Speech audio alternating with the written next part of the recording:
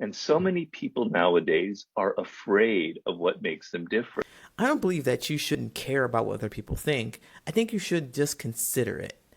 It's really interesting and important for you to know how other people are experiencing you because you want to know the impact that you're having on the world. You're not in a bubble. You're moving around amongst millions of people. Whatever you do impacts some people.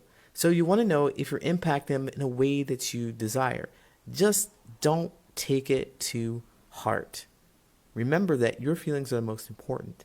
How you feel about your experiences, how you feel about what other people are experiencing, it all comes down to you. So if you want to connect with people authentically, you have to remember that your feelings and the expression of them is most important. My name is Coach Lee. I'm a social connections coach, and I want to help you make more meaningful connections in your personal and professional life. If you like more content like this, follow me.